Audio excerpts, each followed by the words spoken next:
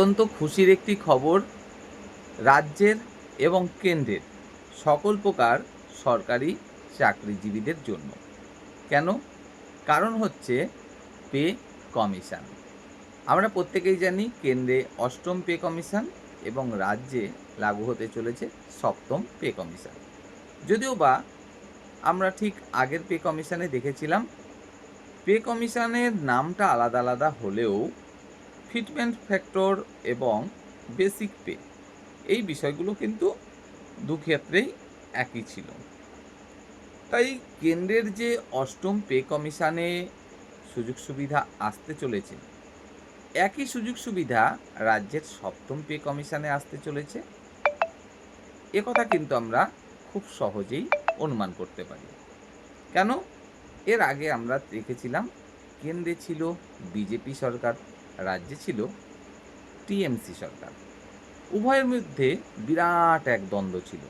তারপরেও basic pay, fitment factor এবং অন্যান্য সুযোগ সুবিধা সেগুলো কিন্তু প্রায় একই ছিল। আর এখন তো ডাবল ইঞ্জিন সরকার, অর্থাৎ কেন্দ্র এবং রাজ্য একই সরকার। আর এবারে যদি হয় পৃথক পৃথক ব্যাপার, তাহলে তো সেটা হয়ে যাবে অন্য রকম। তাই আমরা আশা রাখতেই পারি যে কেন্দ্রে যে ফিটমেন্ট ফ্যাক্টর হতে চলেছে, রাজ্যেও একই রকম ফিটমেন্ট ফ্যাক্টর হতে চলেছে।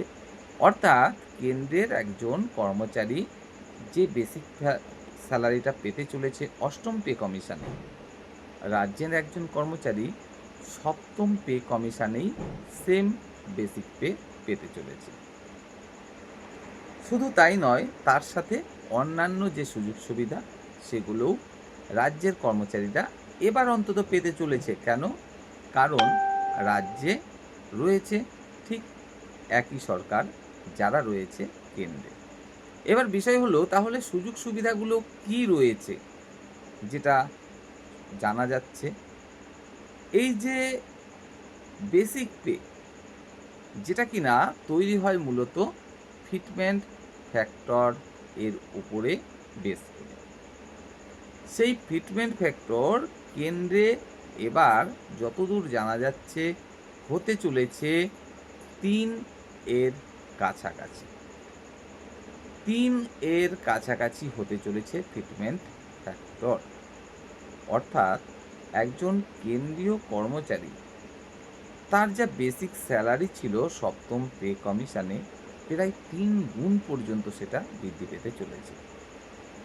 শুধু তাই নয়, এই যে কেন্দ্রের ৮ম পে কমিশন, সেটা যতদূর জানা যাচ্ছে কালী পুজোর আগেই কেন্দ্রীয় সরকারের হাতে পুরোপুরি কমপ্লিট আকারে জমা পড়তে চলেছে এবং তখনই কেন্দ্রীয় সরকারি কর্মচারীরা কেন্দ্রীয় সরকারের পক্ষ থেকে জানতে চলেছে কবে লাগু হতে চলেছে এই ৮ম পে কমিশন এবং সেখানে একজন কেন্দ্রীয় সরকারি কর্মচারীর বেসিক পে কত হতে চলেছে, একই সাথে হাউস রেন্ট বা অন্যান্য সুযোগ সুবিধা কত হতে চলেছে, কালী পুজোর আগেই তারা সেটা জানতে চলেছে।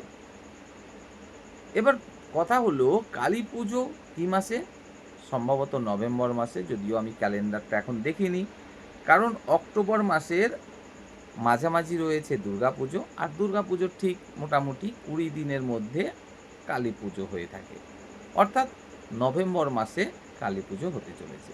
আর তার আগেই কেন্দ্রীয় সরকার একটা বড় উপহার দিতে চলেছে কেন্দ্রীয় সরকারি কর্মচারীদের, এই যে ৮ম পে কমিশন, সেই বিষয়টা অ্যানাউন্স হতে চলেছে যে আপনারা এই তারিখ থেকে পাচ্ছেন সুযোগ সুবিধা ৮ম পে কমিশনের। আর যেহেতু বিষয়টা হতে চলেছে নভেম্বর মাসে, আর আমরা এটাও একই সাথে জানি আমাদের রাজ্যে ৭ম পে কমিশনের কাজও শুরু হয়ে গেছে এবং আমাদের রাজ্য সরকার কিন্তু পরিষ্কার নির্দেশ দিয়েছে ৬ মাসের মধ্যে পুরো রিপোর্ট রাজ্য সরকারকে জমা দিতে। সেখানে যেমন রাজ্যের বিভিন্ন বিষয়বস্তু দেখা হবে, রাজ্যের বিভিন্ন প্রকল্প থেকে শুরু করে রাজ্য সরকারের আর্থিক অবস্থা বা সমস্ত বিষয়গুলো, তেমনি একই সাথে কেন্দ্রীয় যে অষ্টম পে কমিশন, সেখানে যে সুযোগ সুবিধা বা বেসিক পে, ফিটমেন্ট ফ্যাক্টর ইত্যাদি হতে চলেছে, সেই বিষয়গুলোও মাথায় রাখার কথা বলা হয়েছে। আর নভেম্বরেই যেহেতু কেন্দ্রে পুরো বিষয়টা কমপ্লিট হয়ে যাচ্ছে, আর 6 মাস কমপ্লিট হচ্ছে রাজ্যে ডিসেম্বরে, অর্থাৎ রাজ্যের যে পে কমিটি তারা কিন্তু বেশ একটা ভালো সময় পেয়ে যাচ্ছে কেন্দ্রীয় অষ্টম পে কমিশনের বিষয়গুলো পর্যালোচনার মধ্যে রাখার জন্য। এবং সেক্ষেত্রে এই যে 6 মাস সময় দেয়া হয়েছে রাজ্যের পে কমিটিকে, তারা কিন্তু পূর্ণাঙ্গ বিচার বিশ্লেষণের মাধ্যমে ডিসেম্বরের মধ্যে খুব অনায়াসেই তাদের রিপোর্টটা রাজ্য সরকারকে জমা দিতে পারবে বলে আমরা আশাবাদী। কেন? সবথেকে বড় কথা, কেন্দ্রীয় অষ্টম পে কমিশন ডিসেম্বরের অনেকটা আগেই পুরোপুরিভাবে কমপ্লিট হয়ে যাচ্ছে। আর ম্যাক্সিমামই তো হয়ে থাকে কেন্দ্রের সাথে সম্পর্ক রেখে। তাই রাজ্যের পে কমিটির কাজ না খুব বেশি কিন্তু থাকার কথা নয়। যেহেতু বিষয়টা পর্যালোচনার মধ্যে রাখার কথা বলা হয়েছে নোটিশেই, তাই কেন্দ্রে যে ফিটমেন্ট ফ্যাক্টর হবে, বেসিক স্যালারি হবে বা অন্যান্য সুযোগ সুবিধা হবে, সেগুলো মোটামুটি বিবেচনার মধ্যে রাখলেই, আর রাজ্যের খুব বেশি বিষয় সেখানে আর দরকার থাকে না। শুধুমাত্র রাজ্য সরকারের আর্থিক অবস্থা কী আছে এবং রাজ্য সরকারের বিভিন্ন প্রকল্প কী আছে ইত্যাদি ইত্যাদি অল্প কিছু বিষয় রাখলেই চলবে। তো সেক্ষেত্রে খুব বড় একটা আশা রাখাই যায় যে পশ্চিমবঙ্গেও 27 জানুয়ারি থেকেই সপ্তম পে কমিশন লাগু হওয়ার চূড়ান্ত সম্ভাবনা।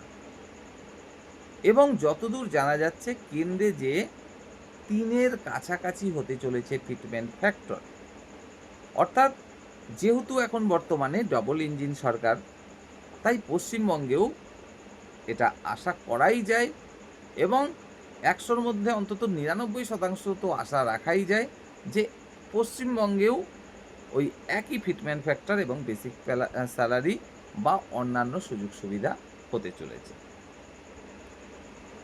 তাই এই যে বিষয়টা অবশ্যই পশ্চিমবঙ্গের যে সমস্ত সরকারি চাকরিজীবী রয়েছেন তাদের জন্য সমানভাবে আনন্দের, যেমনটা আনন্দের কেন্দ্রীয় সরকারি কর্মচারীদের জন্য। কারণ প্রত্যেকের ক্ষেত্রেই যতদূর আশা করা যাচ্ছে 27 জানুয়ারিতেই অষ্টম এবং সপ্তম পে কমিশন লাগু হতে চলেছে এবং সেখানে বেসিক স্যালারিও হতে চলেছে অনেকটাই বেশি। ভালো থাকবেন, সুস্থ থাকবেন।